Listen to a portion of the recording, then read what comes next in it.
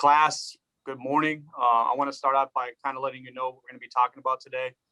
If you do, like your teacher said, we would like to do some kind of Q&A. That's generally whenever people ask questions, that's generally the most information we can provide, because we could talk all day about the Army, but unless we know specifically about what people want to know, it's hard, because it is a vast subject to talk about. We do a lot of things within the Army.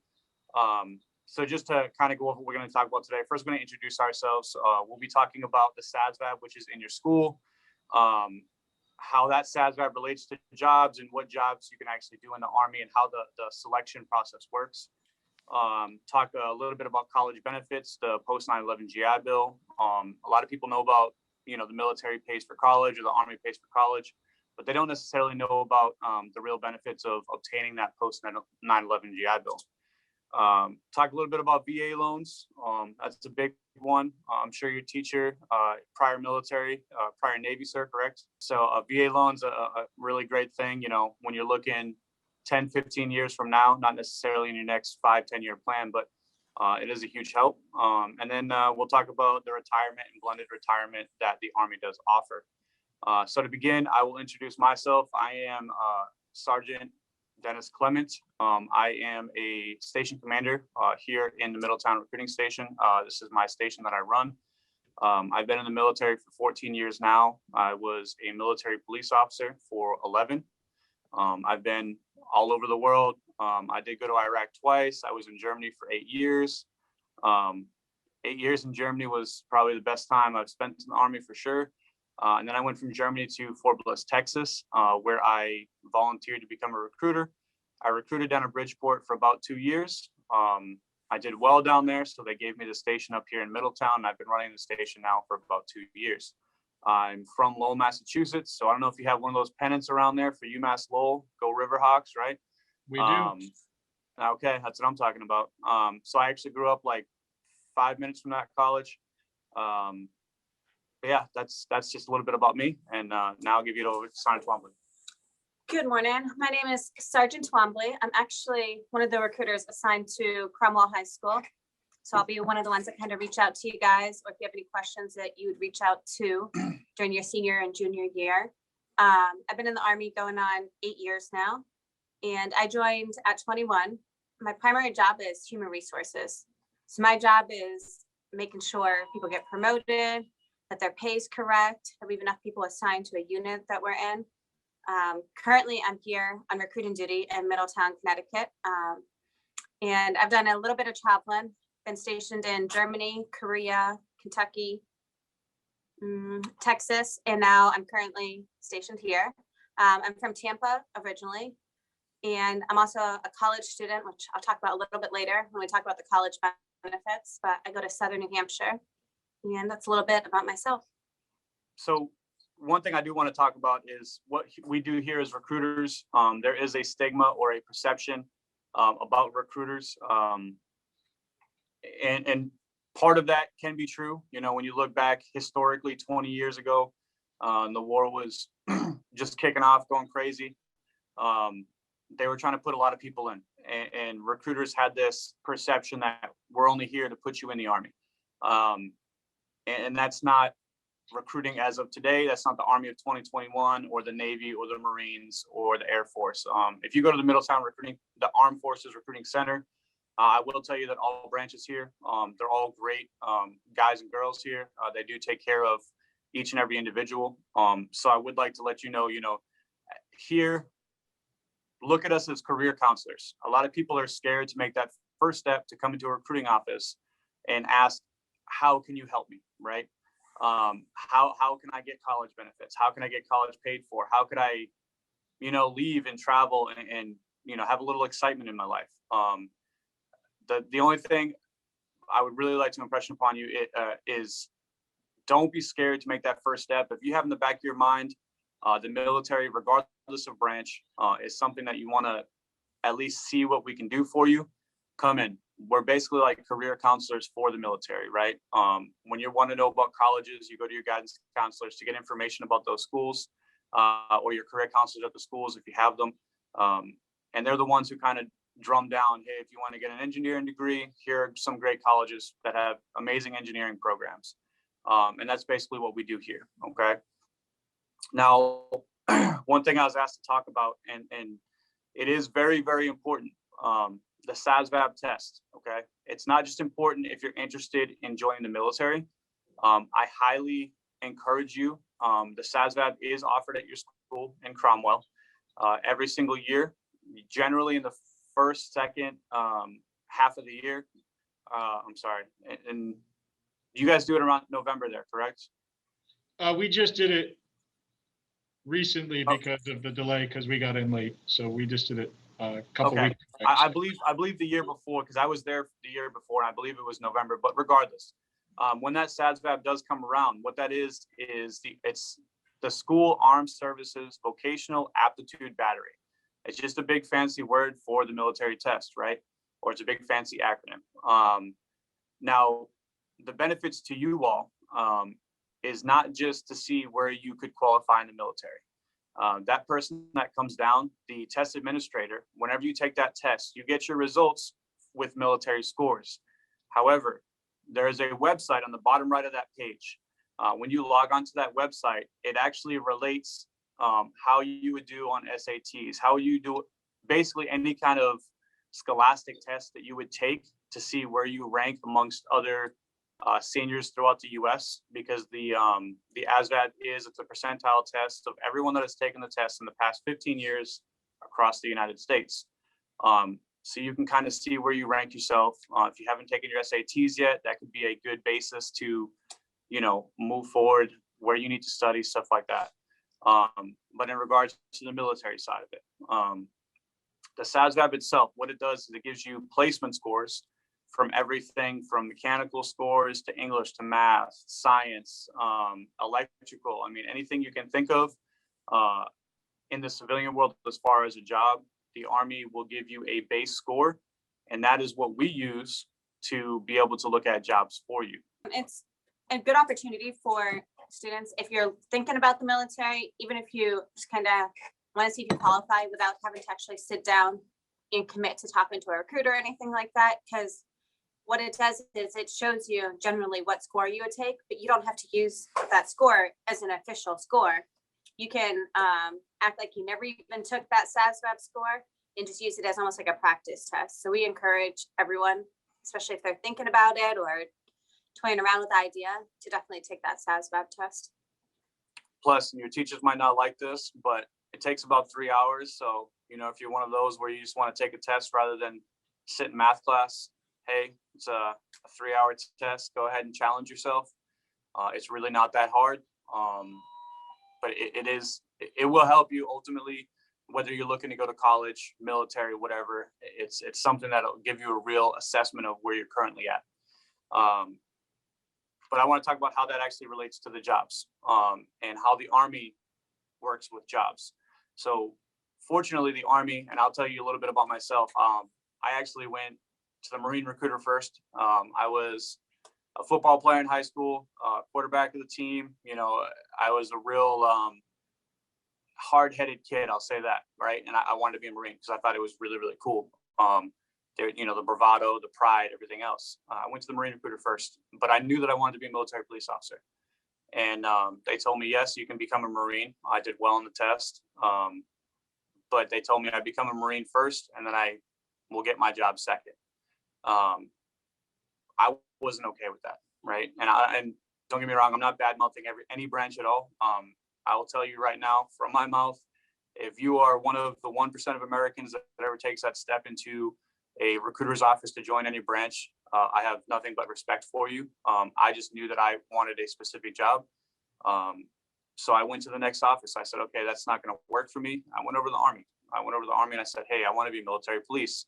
How does your process work? And they said, sit down, take the test.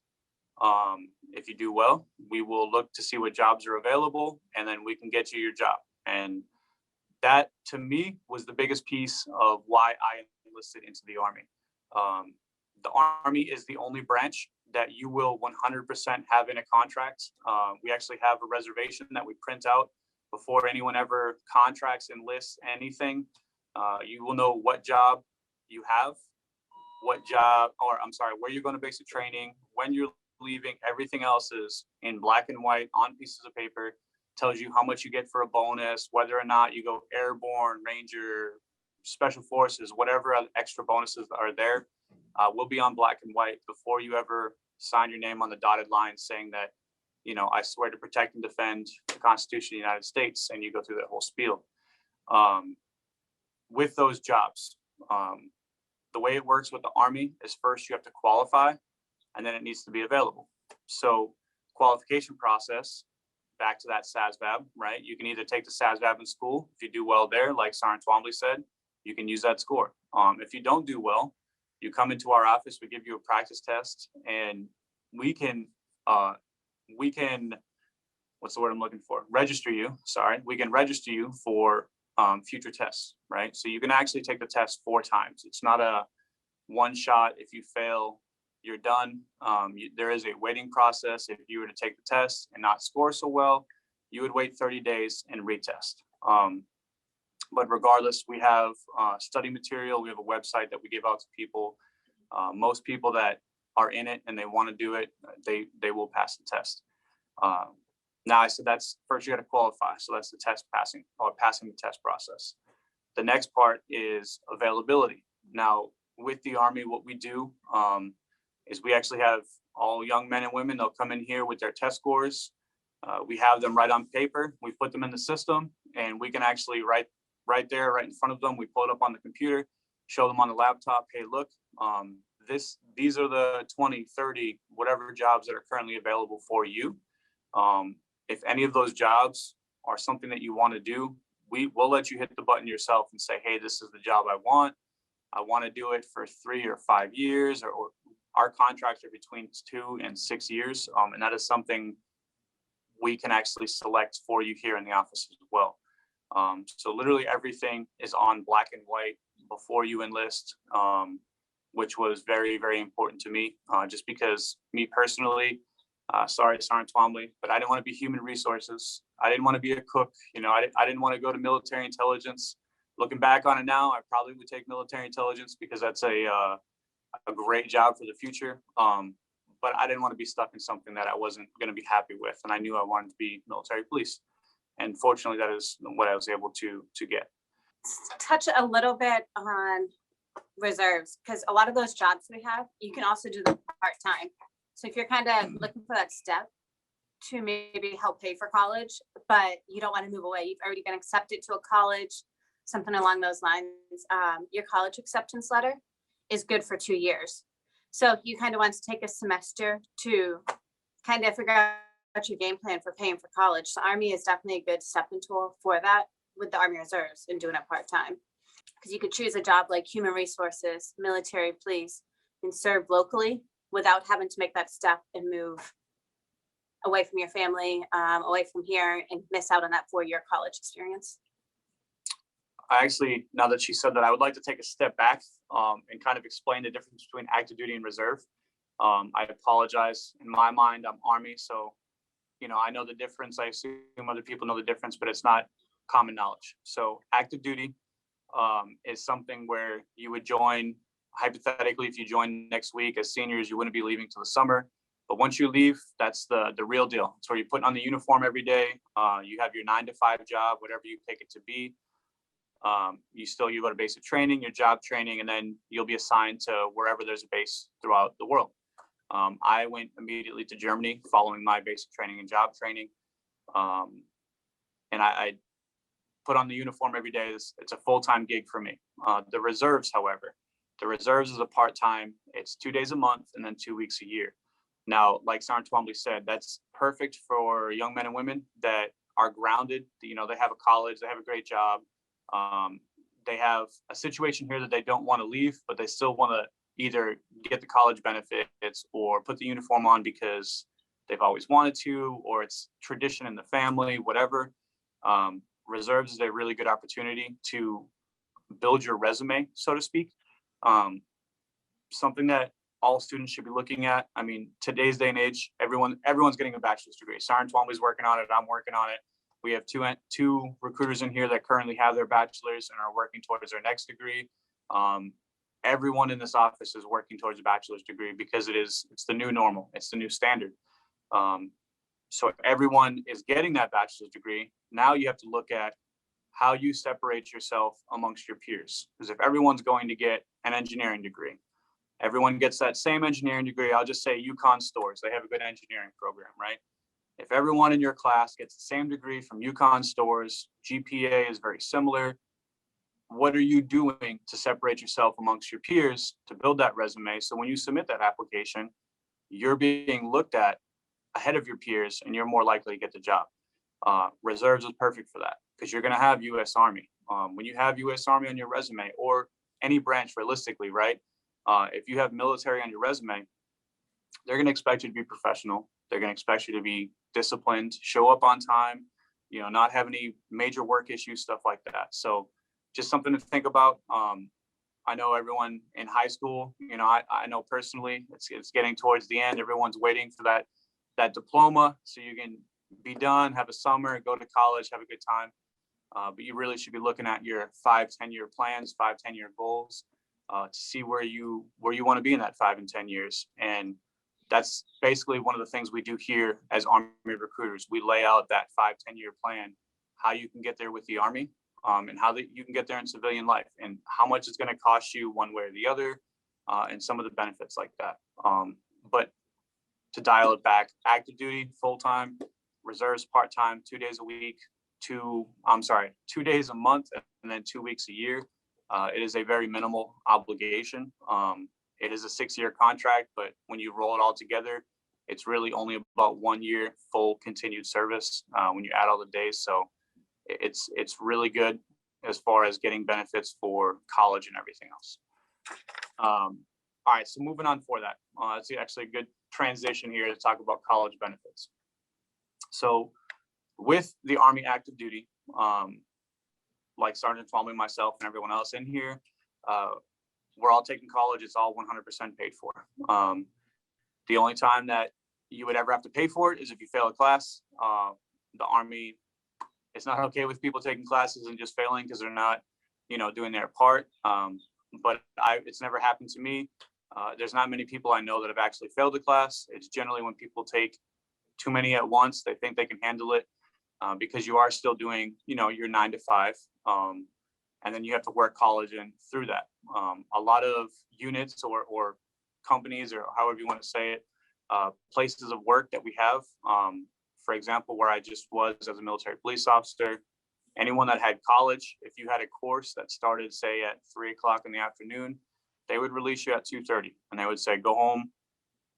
College is your job for the rest of the day. And they give you that time to work on yourself, because the Army of 2021, like I said, is not the Army of 2001. They want you to continue education. Education is actually something that's probably pushed more than anything else in the Army right now. They want everyone in school. They want everyone bettering themselves, whether it be with military courses or college education. It's actually criteria for promotion now. For me to get my next rank, I'm an E7 out of E9. So for me to get E8, I need to have a bachelor's degree. If I don't have that bachelor's degree, I'm going to be behind the power curve, and I will be looked over for the people that do. And that's just the way it goes. With college benefits though, active duty, we pay up to $4,500 a year, which doesn't sound like a lot. However, that covers of that. The courses are a lot cheaper when you're doing it through active duty. We have college career centers on every single major installation.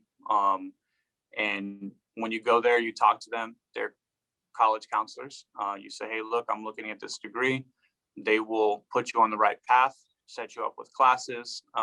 If you're one of those people that don't like doing distance learning and you are more of a in-classroom student, they actually have proctored, or not just proctored, but they have professors that actually come in and teach as well. So they can get you in touch with whatever class you need to, and they work that timeline for you so that you can get those classes in-house and continue to slowly work towards your bachelor's degree.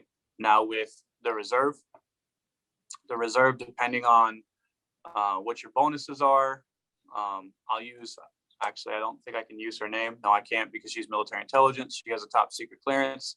A young lady from Wallingford, I'll just say that. She enlisted last year. She graduated from Lyman Hall. Lyman Hall. She graduated from Lyman Hall. She is going to a college in Massachusetts. The college is a little bit expensive. So one of her big things is she was looking for bonus money as well as student loan repayment. We were able to get her a $40,000 student loan repayment plan and a $30,000 bonus. Now it sounds like a large sum, and it is $70,000. That's only going to cover 2 years of her college. The way student loan repayment works with the Army Reserve is once you have added up or accrued all of your debt up to $40,000, you notify, or whatever your student loan repayment is. Hers in that case was $40,000. So once she has $40,000 in debt, she will basically notify the Army and say, hey, I have this student loan repayment. I have this $40,000 in debt. Here you go. And then the Army starts making all the payments needed to cover that $40,000. Her cash bonus that she got of $30,000, that is taxed. Unfortunately, everything's taxed, right? But that's going to go to her account. She will get half as soon as she graduates basic, and then over her next couple of years, she will get the remainder of the money. Now, with that, we also have the Montgomery GI Bill. You have all different kinds of grants that are afforded to the military. For example, the Pell Grant. I won't go too much into that because I'm sure your teachers or guidance counselor will be able to talk to you about that. But the Pell Grant's up to $4,500 a year. And for new soldiers in the Army, I've never seen one denied for a soldier in the Army. Me, myself, I make a little bit too much money now, so I cannot receive it. However, if you are at the low level, it's approved right away. So it's another $4,500. With the GI Bill, you'll be covering $13,000. So with the reserves, there are a bunch of pockets of money for you to pull from that are going to cover the vast majority of your college. Now, the important thing about the reserves over National Guard or over other branches, I can't speak too much about other branches, but with the reserve, one of the important things to remember is if you are going to a college out of state, the reserves is a national or federally funded program, so it covers anywhere in the nation. We actually have a young man that came in yesterday. He came to us because he actually got accepted into the University of Kentucky, and he's trying to figure out how we can help himself pay for that. So this young man, he came in, got into the University of Kentucky, wanted to know how he could pay for that, if it was even a possibility. So because the reserves are a federally funded organization, anywhere in the nation, as long as there's a reserve unit somewhere close, which there is in his case, we're able to just select that unit and say, hey, what job, he wants to take this job in your unit.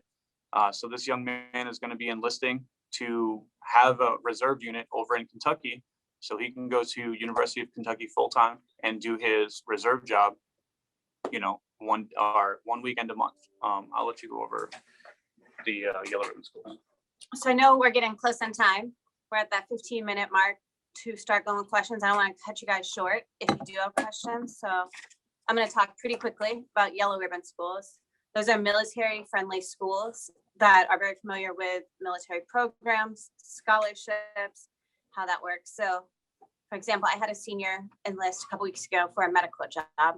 He goes to Middletown High School, going to University of Alabama, and he was able to get in-state tuition at that school using the program with the Yellow Ribbon that they have in place, rather than going there and paying out-of-state tuition, stacking up more student loan debt to go to a out-of-state college. He was able to waiver it down to in-state, and on top of that, use his military benefits that he received, like tuition assistance, GI Bill, what other benefits? The Pell Grant, that's what Matt touched on a little bit. And that's kind of how the Yellow Ribbon works. And sometimes they'll lower the tuition rate so that way you don't cap at using too much and you can make that 4,500 requirement. Before I get into that though, are there any questions? I can't see anybody in the classroom, but if there are any questions, I would like for you to ask them now, and then we would be able to just cover VA loan and retirement really fast at the end. but I would like to answer questions if we have some. What percentage of the schools would be yellow ribbon schools? Like, are there a lot? So there are a lot of your major schools are yellow ribbon schools. Now, when I say major, I don't mean like Yale, Harvard, Ivy League. I'm talking like State university. state universities, URI, University of New Haven, University in Kentucky was one as well. University of Tampa is where I go, and it's yellow ribbon. But that is something that you can find online. If you actually Google yellow ribbon schools, I mean, Google knows everything, right? So Google yellow ribbon schools, and that will, it'll provide a list. I mean, there's hundreds across the United States, and the vast majority of them, that is one of the main things that they provide. If you're coming from out of state, they will give you in-state tuition, which Is a big difference. is a big difference when you're talking about, out of state. And then something that's also big with yellow ribbon schools and why I personally look for yellow ribbon is the military. Every course the Army sends you to or any branch sends you to counts as college credit. So for example, me being human resources, having recruited now, and my military school and that I've gone to get promoted, those all count as college credit. So when I started applying for what university I was going to get my bachelor's to, I sent it's called a joint service transcript. I sent that to multiple yellow ribbon schools and just saw which one gave me the most credits, because they transfer your military service into civilian college credits. So for example, Sergeant Clement did his with the University of Louisville, and he came out, I think it was like 76 credit hours of college, 67 credit hours of college without even taking a single college course, which is crazy. Yeah. Because for example, they use my military police training, my investigator training. I did traffic training. So a lot of the classes I would have to take towards a criminal justice degree, I don't have to take because I've already received that institutional knowledge from the Army. But do we have any more questions? What is the GI Bill? I'm So sorry? It was, what is the GI Bill? So the post 9/11 GI Bill, I'm glad that you asked that. I will do this really quick. Post 9/11 GI Bill, if you do 3 years active duty service, you are afforded the post 9/11 GI Bill, a minimum of 3 years. Now, with the post 9/11 GI Bill, it's going to pay you. It's going to pay for your school. It gives you a housing allowance for whatever zip code that school is in, and it pays you as an E5, which is a sergeant in the Army. Now, E5 makes about $2,600 a month, $2,700 a month, and that goes up every year. The BAH, for example, the housing allowance right now, if you were to use Middletown, is approximately $2,700. So if you're talking $2,700 money in your pocket, $2,700 for your house, what's that? That's $5,400 a month just to go to college. And it also covers full tuition, and they give you a book stipend as well. So if you do 3 years minimum service, you can come out, do a 4-year completely scot-free, and on top of that, they pay you. It's honestly, it's a phenomenal program. That's not something that was in place when I joined. I joined under the Montgomery GI Bill, and about 10 years ago, they came up with the post 9/11 GI Bill, and I've had a lot of friends since get out of the Army, go to 4-year schools, even though they were in for 8 years. They said, hey, I'm going to get out, go to 4-year schools. Everything is paid for. The housing that you get, the Army doesn't ask for receipts or anything. They just say, hey, this is your zip code. Here's the money for that zip code, and wherever you want to live is where you want to live. So it really is a phenomenal program. It basically just affords you the opportunity to focus solely on school, and have money to live while doing so. If you end up just like not liking the school, is there like any way you like switch, or you like? You're talking about going from active duty to the reserves, or reserves to active duty? She's saying you mean like the tuition if you're reimbursement in and all the that? reserve, like if you're in Like the- what school you go to? So she's saying if you're in the reserves and you're at a school and then you don't end up liking the school, it's not the reserve unit or whatever, can you switch units to another school too? Yes, you can. So let's say, I don't know, right now you go to Southern and you want to transfer to a school in Boston area. You can switch universities, and it's not going to deduct anything. They'll just change your benefits into that school. As far as switching reserve units, that's flexible as well, as long as where you're moving has that job available. So for me, being human resources, every unit has a human resource specialist, so I could easily transfer. Like right now, I'm living in Connecticut, move to Florida, I could transfer to a unit very easily through that way. And that's one of the best things about the reserve is you have that freedom of movement. All you would need is your commander. It's called a letter of acceptance and a letter of release. Basically, you find a unit wherever you're going. They say, "Yep, we need you here. We accept you." Which reserves, they're always looking for people, and in the reserves, they can always take more people in than even what they're allowed. So it's really never an issue when it comes to college. It's going to get approved right away. Because again, the Army of 2021, they want you to do college. They want you to continue your education. So that's something that they're going to, if you're trying to better yourself, they're never going to stop you from that. Me personally, I've switched schools multiple times. I went to University of Maryland for my associates, and I went to University of Tampa for a couple classes for my bachelor's, and now I'm with Southern New Hampshire. Do we have any other questions? What are the physical fitness requirements? So the physical fitness requirements right now are changing. We used to have 2 minutes of push-ups, 2 minutes of sit-ups, and a 2-mile run. Now we're going to what's called the ACFT, Army Combat Fitness Test. That consists of a deadlift, push-ups, a ball toss that you throw behind your head, pull-ups, and then you do it's called a sprint drag carry. I mean, it's basically, I'll tell you this, it's easier, it's easy to pass. It's harder to get a maximum score than the previous one. There is job requirements within this new test, but basically it's almost like a CrossFit workout, it really is, because you're deadlifting, you're tossing balls around, push-ups, a hanging leg tuck where you pull your knees to your chest hanging from a bar. And then the sprint drag carry is you run down, run back, and then you have to grab a set of weights and you pull that on a sled back and forth. You have to do side straddle back and forth. I mean, it's kind of hard to explain, but I will say it is easier to pass. It is harder to get a maximum score. I used to always max my push-ups and sit-ups on the last physical fitness test. And on this one, I pass, but I'm nowhere near the max on this one. So it's a challenge, but it's not any, I would say it's actually easier overall. But that's not a requirement to be able to join. To Oh, join, no. you just have to make height and weight requirement, and then basic training preps you to be able to get to the standard that the Army wants you to be at. That's the main thing with basic training, is to ensure that you're disciplined and to bring up your physical fitness level. That's the 2 biggest pieces of basic training. Any other questions? Okay, so we got about 4 minutes. I'm glad we took those questions first. I will cover the VA loan very quickly. So the VA loan for myself, I actually just used one about 3 years ago to buy my house. What the VA loan is a 0 money down loan in order to buy a house. You can actually use it for to start a business and stuff like that as well. Basically, long and short of it is, I found a house. I'll just throw numbers out there. My house was $300,000. I was 29 years old when I bought it. It's a very nice house. I love it.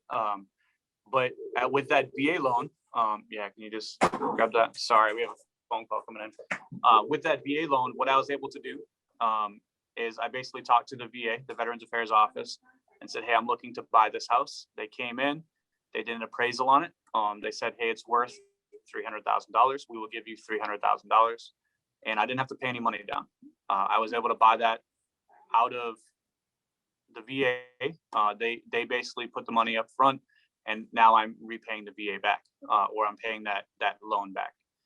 So it's a big thing. A lot of, you might not be thinking now, but if you have any family that does real estate or anything like that, generally you have to have $30,000 to $40,000 in pocket to buy a house. So that is a really big thing. On top of that, if you are an entrepreneur and you're looking at starting your own business, we have a young man. He actually just enlisted 2 months ago. He wants to start his own barbershop, and he had heard through a cousin that the VA loan allows you to start a business as well. So that's why he came in.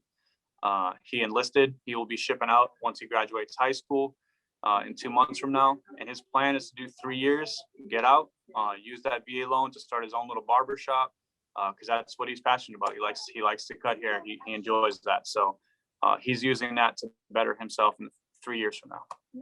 And the last thing I want to talk about really quick is the 20-year retirement, and then the blended retirement system. So 20-year retirement is what most people know about the Army. I myself am 5 years away from that. So in 5 years, when I am 38, because I joined at 18, I will be on that 38 years old, 20-year retirement plan, and I will be getting 50% of my pay every single month for the rest of my life. If I was to claim additional, like if I got hurt or anything in the Army, or my hearing went bad, then the VA actually gives you additional on top of that for medical reasons. But there's the new blended retirement system, and that's what I want to talk about. A lot of young men and women over the past years, again, the Army of 2021, they're trying to change it to make it more personable to people and more accepting. So what they did with that system is basically they are investing for you. The Army will match you up to 5% of whatever you put into this system. So it's called TSP, the Thrift Savings Plan. And you can take 5% or as much as 50% if you wanted to. But if you put 5% of your pay a month into this system where they invest for you, the Army will match that 5%. So basically you'd be putting in 10% of your monthly earnings into a investing account, and they will continuously invest it every single month. If you stop doing it, the money that's in there will continue to invest and continue to grow. I know quite a few young soldiers now that have been using the system for 5-6 years now, and they have a large chunk of change because they are continuing to put more than 5%, but with that 5% match. And it's been about 10-12% return on investment right now. It just leaves you, if you're one of those that want to do 3 years and get out, or do 5 years and get out, instead of coming out with nothing besides military experience and a degree, if you're able to, if you got after that while you're in, it gives you a nice little nest egg as well, where you can get out, pull those funds out, and you have some money in your pocket. But that's the two retirement systems. The 20-year retirement still is in effect, but you can use blended retirement up until that point. So when they get out from the blended retirement, if they did 5 years or whatever, and then got out, they could roll that over into a 401k with a different company, or? So they're working on that now, sir. If you were to get a government position, you can continue to add into that fund. If they were to withdraw all the money, I'm going to be honest, I don't necessarily know how the 401k to put into it. If you can withdraw money and put it like cash into it, or from an account into 401k, then yes, that is an availability. But I do know that they're working with TSP, the program itself, to be able to transition that as like a, hit a button and okay, now it's part of your 401k with, I don't know, Heckler & Koch, whatever company you're working for. Okay. Does anybody have any other questions? Or no? All right, can you just explain real quick what boot camp is like? So basic training, honestly, was probably one of the most fun times I've ever had in my life. Like I said earlier, as a football player, basic training was one of the best experiences of my career, of my life, because you're put in with 100, 200 other soldiers, and you're learning people's different personalities, different cultures, all those things. On top of that, you are doing a lot of physical training, right? Nowadays, it's not like the movies. They're not allowed to like get up in your face and yell at you anymore. They can't touch you, they can't push you, they can't hurt you. That's probably one of the quickest ways to end a career nowadays, is to make that mistake and put your hands on somebody. That's not how it works. A lot of people think that because that's what they've seen in movies. But it's a challenge. If anyone's ever played any kind of sports team and you've had the coach mad at you and doing shuttle sprints back and forth on the field or on the court or whatever. It is a lot of physical training. It is challenging, but you get to do a lot of like adventure courses, confidence towers. You know, you get to learn how to rope down the side of a building. I mean, some of the stuff you do there is just, it's without putting yourself in that situation, you're probably never going to be able to experience the team building courses, everything else like that. It's not hard as long as you have heart. I tell everyone, as long as you don't give up, you will make it through basic training with flying colors, period. And going into basic training, they don't expect you to be like football player, athlete, anything like that. Me personally, I went to basic training. I was never top athlete in high school, anything like that. They train you to get to that point, to be able to work out and stay fit with it. It's 9 weeks and 4 days. And it is really fun. You're going to do different challenges, obstacle courses, team building. You're not going to be expected to go out there and be the best of the best. It's a team building thing. So you're not going to go out there and be like, I have no clue what I'm doing, because they're going to train you to get to that point. They're not going to just throw you out there and be like, do 100 push-ups. It's all a team process. And it goes by pretty fast. I like to compare it to one of the best summer camps, because you're going to learn how to throw a hand grenade, go on some cool rock marches, and meet some awesome people while you do it. So it's a lot of fun, honestly.